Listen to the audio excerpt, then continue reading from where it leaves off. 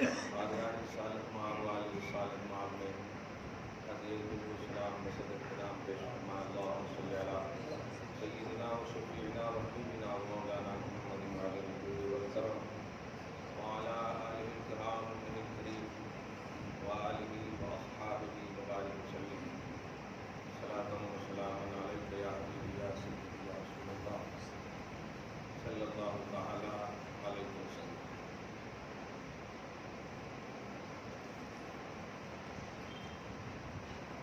وحدہ لا شریک کے فضل و کرم سے رات بھی ملی، دن بھی ملا، اپنی بساط کے مطابق رات بھی گزری گزارے حکم رسول، ترغیب شریعت، دین محمدی صلی اللہ علیہ وآلہ وسلم کی اتباع کرتے ہوئے اللہ کی توفیق سے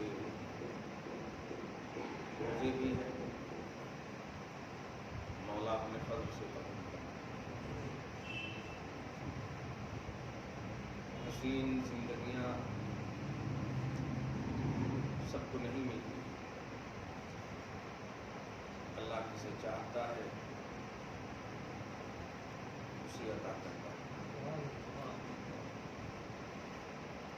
دعائے نبی میں اس بات کی صراحت ہے،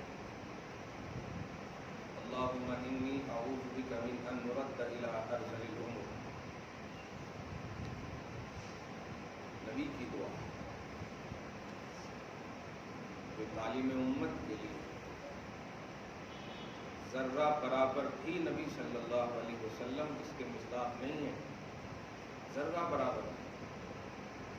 اے اللہ میں تیری پناہ مانگتا ہوں اس بات سے کہ مجھے گھٹیا عمر کی طرف دھکیل دیا جائے، یہ میرے آقا اس کے مصداق نہیں ہے، مگر کہہ رہے ہیں میں پناہ مانگتا ہوں۔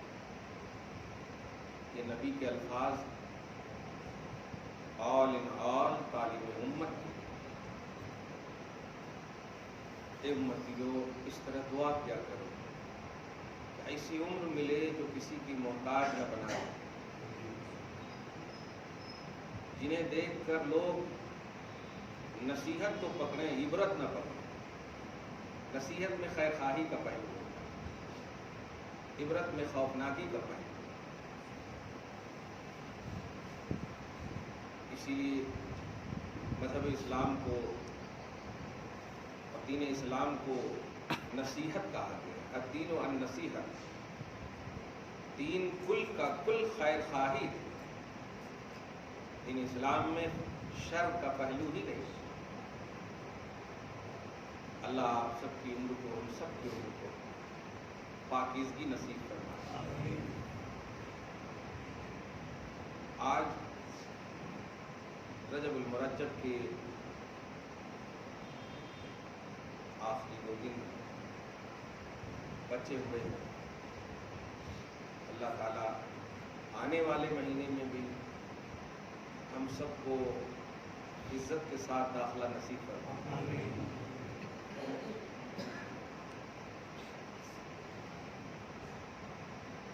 اتنا اچھا دن بخدا سب کو نہیں ملتا ہے۔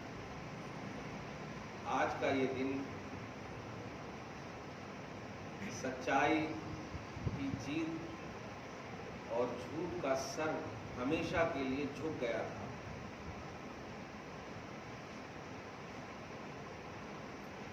سوچیں آپ، آج کے دن جب آقا صلی اللہ علیہ وسلم اپنوں میں بیان کر رہے ہوں گے کتنا خوش ہوں گے میرے صلی اللہ علیہ وسلم۔ صحابہ بھی کیسے کیسے پوچھ رہے ہوں گے، بتاؤ نا کیا ہوا تھا، کیسے ہوا تھا، کہاں گئے تھے، کیسے گئے تھے، کیا کیا ہوا، تو وہ کیا کہنا ہے۔ حدیث کا مطالعہ کیجیے گا نا تو یہ سب معلوم ہے۔ بتا رہا ہوں ریلیکس بتا رہا ہوں اس طرح سے کہ صحابہ کا جذبہ تقدم دیکھیں، واہ، پڑھنے کا جذبہ دیکھیں، मगर आका ने इतना डिटेल तफसील से बताया कि आप बुखारी मुस्लिम वगैरह सियाह की किताबों में, हदीस की किताबों में आप देखेंगे तो ऐसा लगेगा कि अल्फाज को चूमते चले जाएं, मानी की मोतियाँ बना लें, तस्बीह के दाने एकदम समझ लें, ऐसा मज़ा आता है। मैं जब वहाँ गया, जिब्रील ने खटखटाया, अंदर से आवाज़ आई कौन? जवाब दिया जिब्रील। फिर अंदर से और कौन? जैसे ही कहा मोहम्मद तो अब नहीं पूछा, फौरन खोल दिया। जिब्रील तक बताया तो कुछ नहीं किया, और जैसे ही बताया मोहम्मद तो ऑटोमेटिक खोल दिया दरवाजा। क्या कितनी खूबसूरत प्लानिंग करता है, देखे खूबसूरत प्लानिंग। क्या कहना, अल्लाह पाक सदका नसीब फरमाए, उतारा नसीब फरमाए इस हसीन लम्हे और खुशियों के लम्हे का। रसूल आज़म सल्लल्लाहु अलैहि वसल्लम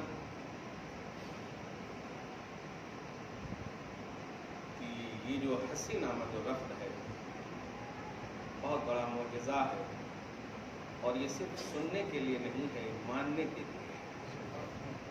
अल्लाह पाक हम सबके दिलों को रोशन फरमाए, ताबनात फरमाए, मनोवर फरमाए।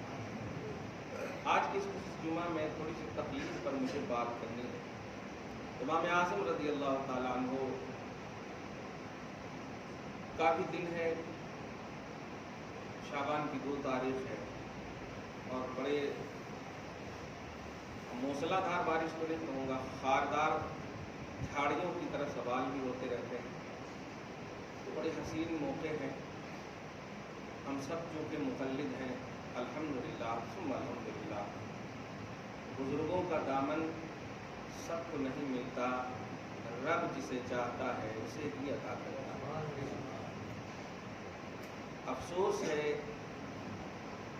इमाम आज़म अबू हनीफा रहमतुल्लाह रज़ियल्लाहु अन्हु भी बोलते हैं, और उनसे अगर मुंसलिक हो तो लोग शिर्क के फतवे लगाते हैं। ऐसा कैसा हो सकता है कोई अच्छे से जुड़ जाए और बुरा बन जाए?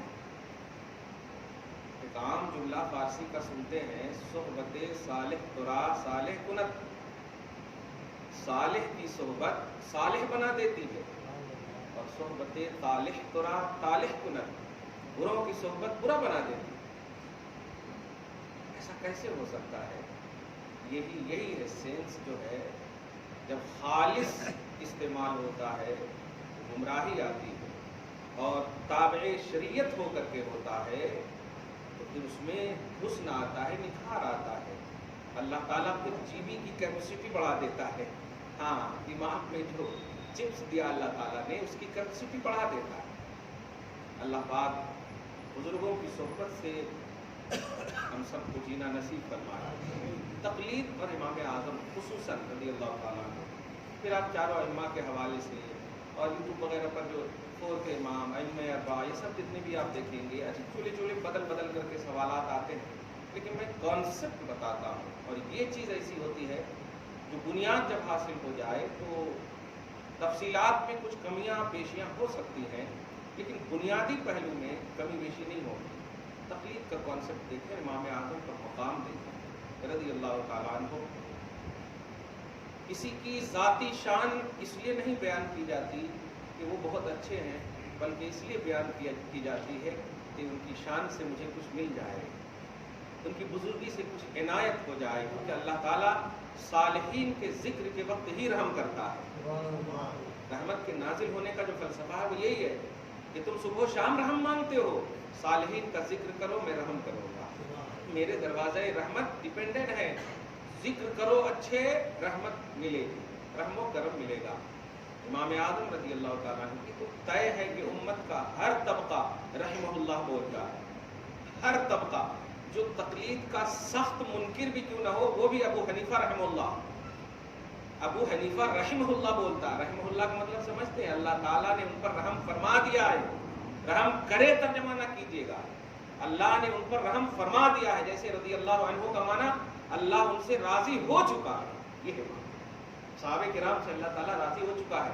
वरना अगर ये करेंगे अल्लाह उनसे राजी हो तो मतलब ये होगा कि आप दुआ कर रहे हैं कि राजी हो, ہمت ہے آپ کو کہ صحابہ کے لیے آپ دعا کریں کہ راضی ہو؟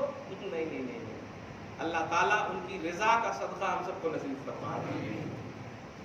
سورہ جمعہ کی آیت نمبر 3 میں نے تلاوت کی ہے، بخاری اور مسلم کا حوالہ ہے اس میں، اور تفسیر کا بھی حوالہ آپ کو دیں، مگر بخاری مسلم کا حوالہ جب ہے اس کے آئینے میں، اور سب سے پہلے تقلید کا کانسیپٹ آپ کو دے رہا ہوں۔ تقلید سمجھ رہے ہیں؟ تقلید تے قاف، گول قاف، بڑی قاف، لام یا دال، تقلید یہ ہوتا ہے قلادہ، پٹا گلے میں ڈالنا، یہ اس کا ڈکشنری کا معنی ہے، لیکن شرع میں کیا کہتے ہیں، اصطلاحی شرع میں جو ہے، دھیان رکھیے گا، کہتے ہیں، اب آج کے حساب سے اس کا یہ کرو، غیر کا لفظ بولوں گا تو پھر الٹا معنی ہو جائے گا۔ چاروں ائمہ میں سے کسی ایک امام کی اس نیت کے ساتھ، یہی ہے اصل پوائنٹ، یہی لفظ بولتے نہیں ہیں لوگ، اور یہ سب آپ دیکھیں اصول کی کتابوں میں، آپ دیکھیں گے اصول الشاسی، نور الانوار، توضیح قلبی، فواتح الرحمود، مسلم الثبوت، یہ سب باضابطہ گرامر کی کتابیں ہیں جو مدارس اسلامیہ میں پڑھائے جاتے ہیں، اصول ہیں، یہ سب بنیاد ہیں۔ ہاں، اب یوٹیوب کو مدرسہ سمجھ لیں گے تو کہاں سے ہوگا؟ غلط ہے۔ تو کسی بھی امام کو ان کی بات کو اس لیے ماننا، اتباع قول الغیر، اپنے علاوہ کسی خاص امام کی، دھیان دیجیے گا ترجمہ کر رہا ہوں، اس لیے ماننا ان کی بات کو کہ وہ اپنی تحقیق میں مکمل ہے، دھیان دیجیے، من غیر نظر فی الدلیل، ہمیں دلیل میں نظر و فکر کی اب ضرورت نہیں ہے، یہ ہے ترجمہ۔ کہاں کی بات کیسے کیسے، اب اس کا ترجمہ جو انکار کرتے ہیں کیسے کرتے ہیں، دیکھو، غیر اللہ کی بات ماننا دلیل نہیں ماننا، لو یہ ترجمہ کرتے ہیں غیر لوگ، جو نئی تقلید کا انکار کرتے ہیں وہ ترجمہ اس طرح کرتے ہیں، اتباع قول الغیر بلا نظر فی الدلیل، یہ ہے تقلید کا کانسیپٹ، لیکن اس کا ترجمہ ذرا آپ دیکھیں، اتباع قول الغیر، غیر کی بات ماننے سے مراد مقلد امام کی بات ماننا، یہ ہے مراد۔ جو تقلید کر رہا ہے، تقلید جس امام کی کر رہا ہے، مجتہد کی کر رہا ہے، اس کی بات ماننا بلا نظر فی الدلیل، نظر دلیل میں کرنا نہ پڑے، یا دلیل میں نظر کی ضرورت نہ پڑے، یہ ہے لفظی ترجمہ ہوگا، دلیل میں نظر نہیں کرنا، ان کا ترجمہ یہ ہوتا دلیل نہیں دیکھنا، ایسا نہیں ہے، دلیل میں نظر کیوں نہیں کرنا، اس لیے کہ جس امام کو آپ مان رہے ہیں انہوں نے دلیل میں نظر کر لیا، یہ ہے تصور تقلید کا، جس کی آپ پیروی کریں۔ اس کی چھوٹی سی بات ہے، قرآن پاک کیوں مانتے ہیں آپ، کیا وجہ ہے بتائیے؟ آپ کو کہنا پڑے گا کہ اس ذات نے کہا ہے، جو ذات اللہ تبارک و تعالیٰ سے مل چکی ہے، جو ذات اللہ سے بات کرتی ہے، اس کا نام محمد الرسول اللہ ہے، تو آپ کا بھروسہ ہو گیا نا، قرآن پاک آپ مان لی، اب تحقیق نہیں کی کہ الحمد کے الف سے والناس کی سین تک یہ کلام الہی ہے کہ نہیں، کون سی ڈکشنری میں دیکھے نہیں جا کر کے آپ، یہ ہے اصل۔ تو بھروسہ بلا نظر فی دلیل کا مطلب بھروسہ ہے، یعنی دلیل میں ہم نظر نہیں کریں گے، کیونکہ انہوں نے دلیل میں ہر طرح سے نظر کر لی ہے، ہر طرح سے نظر کر لی ہے، اب ان کا نظر کرنا ہی ہمارے لیے نظر کرنے کی طرح ہے۔ انہوں نے کہہ دیا ایسے پڑھنا، ایسے کرنا، ویسے کرنا، تو یہ ایسے پڑھنا انہوں نے نہیں کہا، بلکہ دلیل میں نظر کر کے کہا ہے۔ یہ ہے سب سے بڑی تعریف تقلید کی۔ اس نظریے سے آپ اگر دیکھیں گے تو الحمدللہ کوئی اختلاف نہیں ہونا چاہیے، ترجمانی میں اور ترجمہ میں غلط ہو جاتا ہے، اور افسوس یہ ہے کہ یہ تقلید کا جو ترجمہ ہے رسول اللہ نے نہیں کیا ہے، یہ تقلید کا جو کانسیپٹ ہے نہیں دیا گیا ہے ظاہری طور پر حدیث کے حوالے سے۔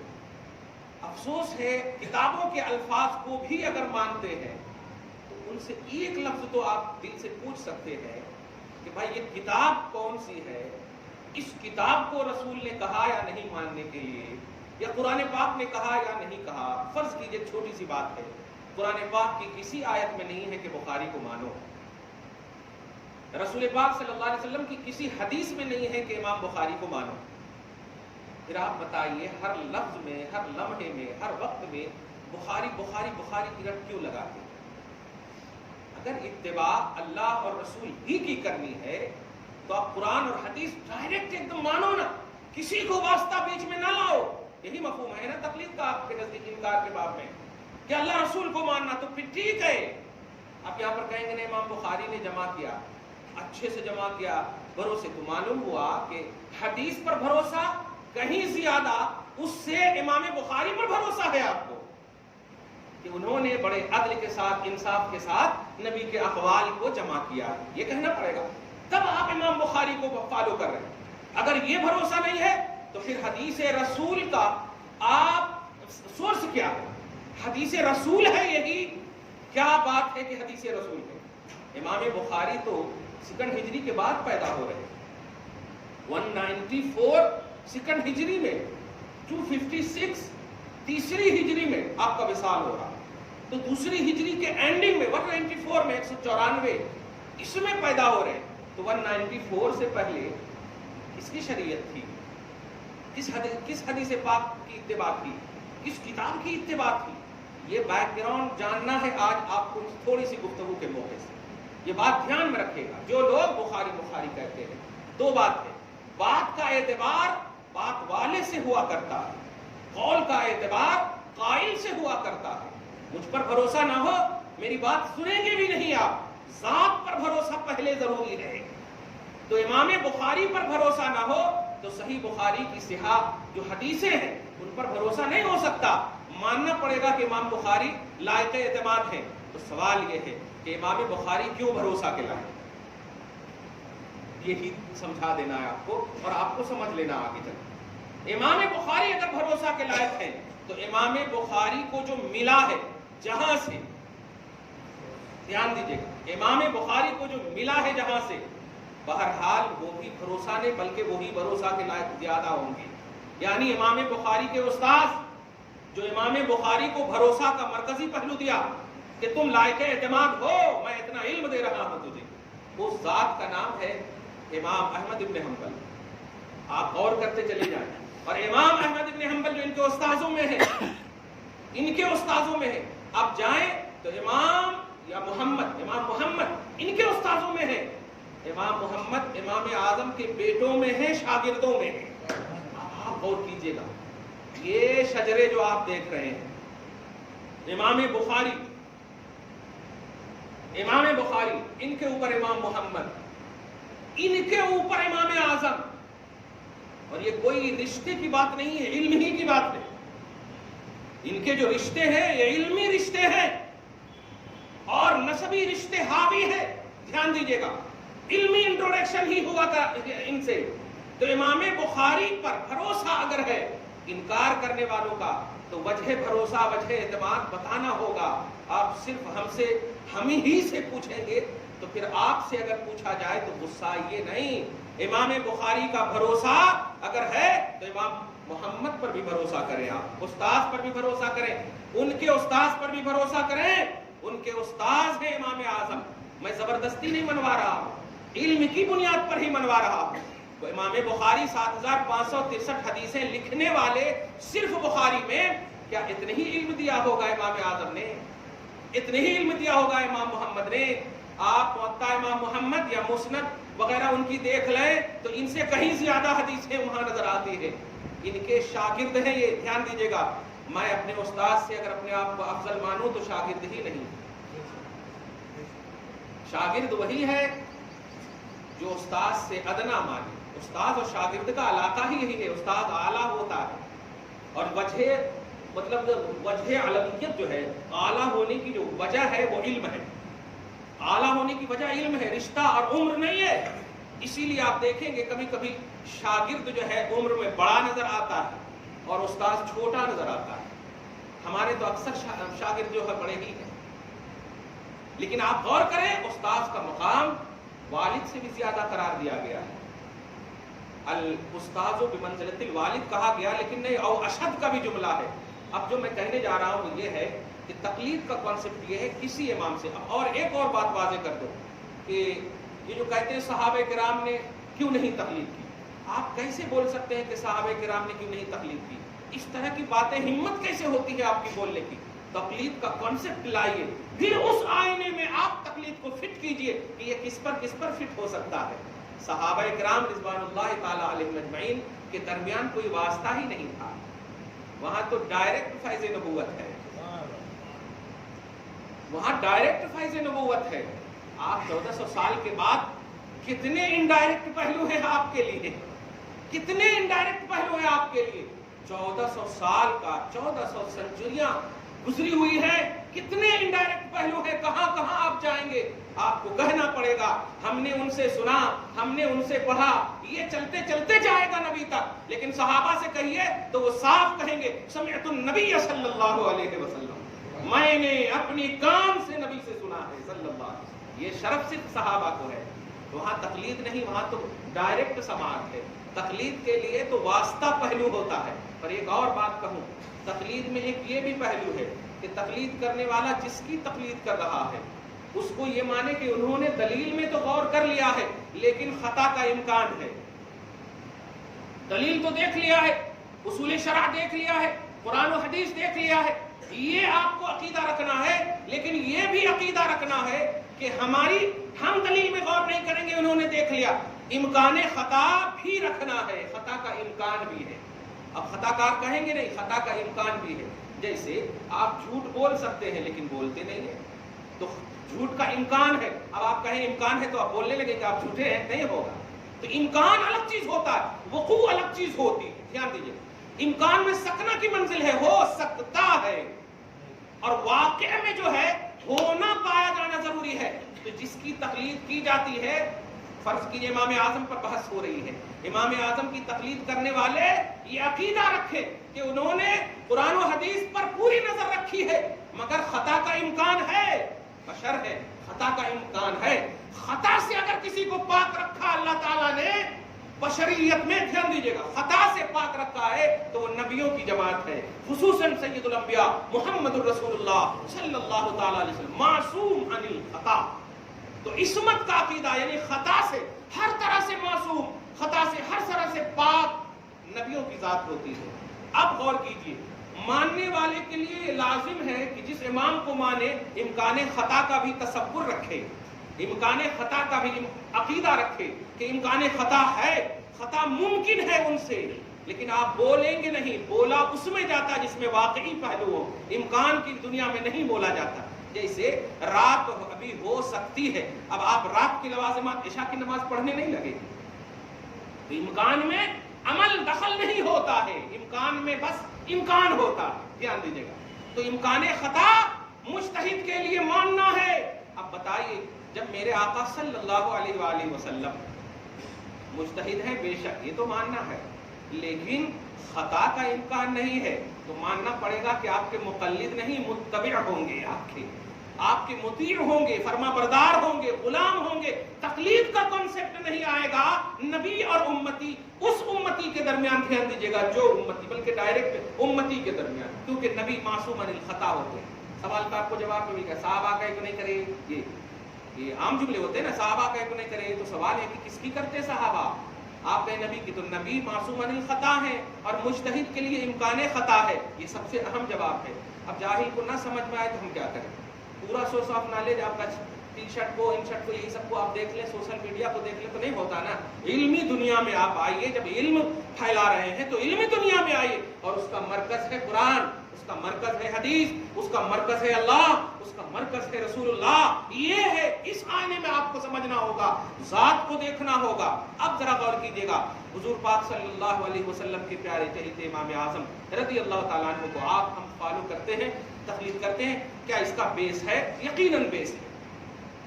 قرآن پاک میں بھی اللہ پاک نے آج تو ایک دم آسان سمجھ میں آ جانا چاہیے آپ کو۔ ابھی میں کسی کو بھی، بڑے سے بڑے عالم کو بھی کھڑا کر دوں اور کہوں سورہ الحاکم التکاثر میں، پوری سورہ الحاکم التکاثر کو یہاں لاؤ، یا انا اعطیناک الکوثر چھوٹی سی سورہ کو لا دوں، اور اس میں کہوں کہ اس میں خاص کتنا ہے، عام کتنا ہے، مشترک کتنا ہے، مؤول کتنا ہے، حقیقت کتنا ہے، مجاز کتنا ہے، یہ جملے خالی بولوں تو ایسے ہی سر میں درد ہو جائے گا، ہوگا کہ نہیں؟ اب آپ بتائیے، قرآن کے ایک سورہ کی تجزیت، اس کی تحقیق، اس کے اندر گہرائی، اس کے اندر گہرائی، اس کے اندر کون کون سے مسائل ہیں، کون سے الفاظ حقیقت پر مبنی، مجاز پر مبنی، مشترک کون ہے، یہ ساری حقیقتیں ایک آج کا عالم نہیں جانتا ہے، اور یہ سوشل میڈیا پہ بیٹھنے والے امام اعظم پر انگلی اٹھا رہے ہیں۔ جو آج کے عالم نا واقف ہیں جن مسائل سے، آج بس 2 سال 4 سال 5 سال وہ بھی صرف گلف میں رہنے کے بعد امام اعظم پر انگلی اٹھا رہے ہیں. آج عالم کے اندر وہ تدبر نہیں ہے. دھیان دیجیے گا، جو تدبر امام اعظم کے شاگرد کے اندر تھی، جو گہرائی فکر، جو گہرائی سوچ امام اعظم کے شاگردوں کے پاس تھی، وہ آج کے بڑے بڑے عالم، ربانی عالم کے پاس نہیں ہے. اسی لیے آج کا عالم جب بھی کوئی بات کہتا تو یہی کہتا ہے امام اعظم نے ایسا کہا، امام محمد نے ایسا کہا. یہ سب جو ہے آج بیس مرکز ان کو ہی مانتے ہیں. بڑا افسوس کے ساتھ کہنا پڑتا ہے جنہیں قرآن میں الحمدوں کی الف کی حقیقت نہیں معلوم کہ اسے الف کب پڑھیں گے، حمزہ کب پڑھیں گے، زیر کی کا مخرج کیا ہے، صبر کا مخرج کیا ہے، پیش کا مخرج کیا ہے، اور پھر اس کے معانی کیا ہوں گے، اس کے مفاہیم کیا ہوں گے. یہ اس سے ٹچ ہوگا تو کیا الحمدو ہے تو اس کا کیا معنی، المدحو ہے تو اس کا کیا معنی، الشکرو ہے تو اس کا کیا معنی. سب پر الف لام ہی ہے دیکھیں آپ، لیکن سب کا معنی الگ الگ ہے، سب کا معنی الگ الگ ہے. یہ وجہ ہے پیارے ہمیں بارگاہ امام میں اپنے آپ کو جھکنے کی وجہ یہی ہے کہ امام تم پر سلام ہو، تم نے بتا دیے ہیں، تم کو اللہ پاک نے رسول پاک کے واسطے سے، نبی صلی اللہ علیہ وسلم نے امت کا چراغ بنا کر کے آپ کو روشن چراغ بنا کر کے بھیجا، آپ کو وہ روشن سینہ دیا کہ آپ ایسی حقیقت کو واضح کر سکے. چنانچہ انہوں نے کیا اور آج امت ان کی بارگاہ میں جھکی ہوئی ہے، وہ جھکی ہوئی ہے. آپ تقلید کے کانسیپٹ میں اس بات کو ہمیشہ دھیان میں رکھیے گا. کوئی بھی سڈنلی کہہ دے انہوں کیوں نہیں کرے، انہوں کیوں نہیں کرے، بات ان کی نہیں، بات ہم سے کر رہے ہیں تو ہم سے کیجئے. آپ بات ہم سے کیجئے، ہم کیوں تقلید کرتے ہیں ہم سے پوچھئے، اور آپ کیوں نہیں کرتے ہیں یہ آپ ایکسپلین کیجئے. آپ کیوں نہیں کرتے یہ آپ ایکسپلین کیجئے. آپ سوال کریں گے تو ہم بھی سوال کرنے کا حق رکھتے ہیں. آپ پوچھئے، ہم سوال کا جواب دے دیے. ہم بھی آپ سے پوچھتے ہیں سورہ والعصر میں واو قسم کے لیے کیوں ہے؟ کیا اللہ نے بتایا کہ واو قسم کے لیے بھی ہوتا ہے؟ والعصر کا معنی کرتے ہیں قسم ہے زمانے کی. والعصر واو مانے تو اینڈ ہوتا ہے نا، اور ہوتا ہے نا، واو مانے اور ہوتا ہے، واو زبر اور ہوتا ہے نا. جیسے جاء زید و عمرو و بکر و فلان، تو زید آیا اور عمر آیا اور بکر آیا. تو انگلش میں جیسے اینڈ ہوتا ہے، ایسے واو مانے ہوتا ہے، واو مانے اور ہوتا ہے اردو میں. اب آپ بتائیے والعصر، عصر مانے ہوتا ہے زمانہ، تو اور زمانہ ترجمہ ہونا چاہیے نا. لیکن ترجمہ کیا کرتے؟ قسم ہے زمانے محبوب کی، قسم ہے زمانے محبوب کی. بے شک سارے انسان گھاٹے میں ہیں، مگر وہ جو ایمان لائے، نیک عمل کیے، حق کی تلقین کیے، صبر کی تلقین کیے، یہ سب گھاٹے میں نہیں ہے. سوال یہ نہیں ہے کہ ترجمہ کیا ہے، سوال یہ ہے کہ واو کا ترجمہ قسم کیوں کیا آپ نے؟ خدا نے کہا کہ الواو للقسم، یا رسول نے کہا الواو للقسم. یہ تو ائمہ کا احسان ہے. سبحان اللہ، ائمہ کا احسان ہے کہ دیکھ میری آنکھ سے قرآن پاک میں، قرآن پاک کو نہیں کو دیکھو گے تو واو ایک ہی طرح نظر آ رہا ہے، کہیں اور کا معنی ہے، کہیں قسم کا معنی ہے، کہیں قسم کا معنی ہے. یہی وجہ ہے پیارے اسرار اور رموز قرآن، اس کا فہم و ادراک آج کی تاریخ میں کیا قرون اولا کے بعد تیسری چوتھی پانچویں، ارے آپ سوچیں نا، ولایت میں سلطان ہے غوث اعظم، لیکن تقلید کرتے ہیں امام احمد بن حنبل کی. حنبلی المسلک ہے. مقام یہ کہ جہاں جہاں میرے نانا نے قدم رکھا وہاں میں نے قدم رکھا. بس نانا نبی ہے، میں نبی نہیں ہوں. شان یہ سارے ولی ان کے واسطے سے ولی بنیں گے، لیکن انہوں نے بھی تقلید کا دامن تھاما. بات سمجھ رہے ہیں آپ؟ 5ویں صدی ہجری یہ بھی تقلید کے دامن. اور سلطان الاولیاء، ارے ایک بھی چھوٹے بھی ولی کو آپ بتا دیجئے، پورا ایک چیلنج ہے قسم خدا کی، ایک چھوٹے سے ولی کو بھی بتا دیجئے جنہوں نے تقلید نہ کیا ہو. چھوٹے سے ولی کو بھی بتا دیں، چاہے مخدوم سمنا ہو، خواجہ غریب نواز ہو، داتا گنج بخش ہو، یا پوری دنیا میں جتنے بھی اولیاء ہیں، آپ بتا دیں. اب صحابہ تک نہیں جائیے گا کیونکہ صحابہ اور نبی کا کانسیپٹ میں نے بتا دیا ہے، نہیں جائیے گا. اب بات امام اعظم سے اب چل رہی ہے. اب یہاں سے آپ کو سمجھنا ہوگا خلاصہ یہ کہ تقلید کے کانسیپٹ میں دھیان رکھے گا کہ آپ اس لائق ہی نہیں ہیں کہ مسئلہ بتا سکیں، آپ اس لائق ہیں کہ مسئلے پہ عمل کریں، جن سے آپ کو مل گیا، آپ کے آباء و اجداد جدھر سے آ رہے ہیں۔ اچھا ایک اور بات کہتے ہیں کہ تقلید کی مذمت ہوئی قرآن میں، باپ داداؤں کی بات نہیں ماننا، اللہ کے علاوہ کی بات نہیں ماننا، قرآن پاک میں ایک دم صاف ایسے وقت میں کہتا ہوں مارے گھٹنا پھوٹے سر، قرآن پاک کی کون سی آیت کب نازل ہوئی، کس کے لیے نازل ہوئی، آپ بتائیے۔ امام اعظم اس وقت تھے جو امام اعظم کی تردید کر رہے اس آیت سے، آپ امام شافعی تھے، امام مالک تھے، امام احمد بن حنبل تھے، کمال ہے امام احمد بن حنبل، سب کو آپ رحمہ اللہ بھی بول رہے ہو، میں یہی بتانے جا رہا ہوں۔ مذمت اللہ تعالیٰ رحمہ اللہ کی نہیں کرتا، رضی اللہ عنہ کی نہیں کرتا، اور آپ آیت کو ان پر فٹ کر کے گویا آپ مذمت کر رہے ہیں، اور جب مذمت کر رہے ہیں تو آیات قرآنی کی سنت یہ ہے کہ وہ اپنوں کی مذمت نہیں، اپنوں کی مدحت کرتا ہے، اپنوں کی تعریف فرماتا ہے، اپنوں کا وصف بیان کرتا ہے، کونوا مع الصادقین کہتا ہے، سچوں کے ساتھ رہو، یہ وہ کہتا ہے الا ان اولیاء اللہ لا خوف علیہم ولا هم يحزنون، اے بے خوف انسان تو غلط ہے، اگر کوئی بے خوف ہے تو وہ صرف میرے ولی ہے، سبحان اللہ، میرے محبوب بندے ہیں، تو صدیق، شہداء، صالحین ان سب کی تعریف فرماتا ہے، اور آپ آیت کو اٹھا کر کیوں امام اعظم کو مانتے ہیں آپ، کیوں امام شافعی کو مانتے ہیں آپ، ایسا معلوم ہو رہا کہ داماد ہیں، اس طرح کی بات بول رہے ہیں، امام اعظم کا نام بھی لے رہے ہیں، رحمہ اللہ بھی بول رہے ہیں، اور ہمیں رد کرنے کے بجائے معلوم ہو رہا کہ امام اعظم کی تردید کر رہے ہیں، استغفر اللہ معاذ اللہ۔ آپ تقلید کے کانسیپٹ میں رہیے، واضح ہو جائے تو دامن سے وابستہ ہو جائے، واضح نہ ہو تو واضح کرنے کے لیے قدم بڑھائیے، قدم بڑھائیے، دی اینڈ مت کیجیے اپنی فکر کو، اپنی سوچ کو۔ اور اب سنیے، 80% لوگ الو نہیں ہیں، ہم محنت سے کھاتے ہیں، کماتے ہیں، لیکن ماننا یہ دل کا پہلو ہے، دل کیوں مائل ہوا امام اعظم ابو حنیفہ کی طرف، وجہ سنیے، میرے آقا صلی اللہ علیہ وسلم ہیں،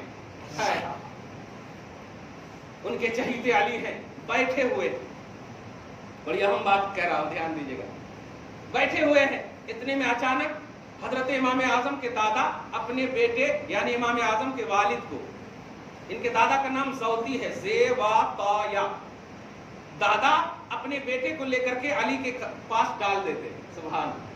امام اعظم جلیل القدر تابعی ہیں، صحابہ کو انہوں نے دیکھا، تو ان کے جو والد ہیں نعمان ابن ثابت، ان کا نام نعمان ہے، والد کا نام ثابت ہے، ثابت کو لے کر ان کے دادا زودی گود میں جیسے پیدا ہوئے علی کے پاس ڈال دیے، علی نے ہاتھ میں لیا اور کہا کہ اللہ ان کی نسلوں کو آباد رکھے، بتائیے ہاتھ کا بچہ خود نسل بن کر آیا اور علی دعا کر رہے ہیں نسلوں کو آباد رکھے، سبحان اللہ، کچھ سمجھے؟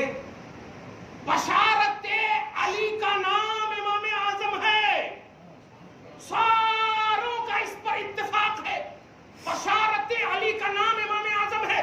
ارے ابھی بچہ جو رو بھی نہیں سک رہا ٹھیک سے، جو خود نسل بن کر آیا، علی دعا دے رہے ہیں کہ اللہ ان کی نسلوں میں برکت عطا کرے، ان کی نسلوں کو شاد رکھے، آباد رکھے۔ وہ نسل کون ہے جو علی کی دعا کا منظر ہے؟ وہ نسل ہے امام اعظم ابو حنیفہ، امام اعظم ابو حنیفہ، بشارت علی کا نام ہے۔ اور مصطفیٰ جان رحمت کی بارگاہ میں آئے، حضور صلی اللہ علیہ وسلم کے پاس حضرت صحابہ کرام کی جماعت بیٹھی ہے رضوان اللہ تعالیٰ علیہ اجمعین، حضرت سلمان فارسی بھی بیٹھے ہیں، حضور صلی اللہ علیہ وسلم سے صحابہ کرام نے یہ سورہ جمعہ کی آیت نمبر 3 کے تحت دیکھے، وآخرین منہم لما یلحقوا بہم، اور کچھ ایسے بھی ہیں جن کی حضور تعلیم کرتے ہیں، تزکیہ کرتے ہیں، ان کو بھی سکھاتے ہیں، دھیان دیجیے گا، ان کو بھی سکھاتے ہیں، اور ابھی ان سے نہیں ملے ہیں، یعنی یہ جو بیٹھے ہیں ان سے نہیں ملے ہیں، صحابہ سے نہیں ملے ہیں۔ تو یہ پوچھا من، وہ کون ہے؟ صحابہ نے پوچھا وہ کون ہے جو ان سے نہیں ملے ہیں، ابھی ان سے نہیں ملے، ہم سے نہیں ملے ہیں؟ آقا علیہ الصلوۃ والسلام نے حضرت سلمان فارسی کے سر پر ہاتھ رکھ کر کہا کہ اگر علم اوج ثریا پر، ستارہ ثریا پر بھی پہنچ جائے تو ان کی نسل سے ایک شخص آئے گا جو اس علم کو پالے گا، جو اس علم کو پالے گا۔ اٹھاؤ بخاری شریف کتاب التفسیر میں سورہ جمعہ کی آیت نمبر 3 کی تفسیر میں یہی مفہوم ہے، اور شارحین حدیث بخاری، فتح الباری، عمدۃ القاری، جتنے بھی ہیں سارے بخاری کی شرح کرنے والوں نے بالاتفاق کہا ہے کہ سلمان چونکہ پیرس کے رہنے والے فارسی النسل ہے، اور فارسی النسل میں امام اعظم سے جیسا عالم بڑا کوئی پیدا ہی نہیں ہوا ہے. فارس میں پیرس میں ابو حنیفہ سے بڑا کوئی عالم پیدا نہ ہوا. تو یہ بھی جو نبی نے ان کے سر پر ہاتھ رکھ کر کہا ان کی بھی بشارت امام اعظم ابو حنیفہ ہیں رضی اللہ تعالیٰ عنہ. اب بھی نہیں چاہو گے اشارے میں بھی تم کو نہیں بشارت ملتی ہے, وہاں تو ڈائریکٹ قرآن و حدیث سے بشارت مل رہی ہے. نبی والے بھی ہیں, علی والے بھی ہیں. اب اگر نہیں چاہو گے تو راندہ بارگاہ ہو جاؤ گے. دعا کرتے ہیں اللہ آپ کو شاد رکھے, آباد رکھے, دامن محبوب اللہ کے محبوبوں کے دامن سے وابستہ رکھے. آمین بجاہ سید المرسلین. وما علینا الا البلاغ المبین. جو سنت نہیں پڑھ سکے سنت پڑھو.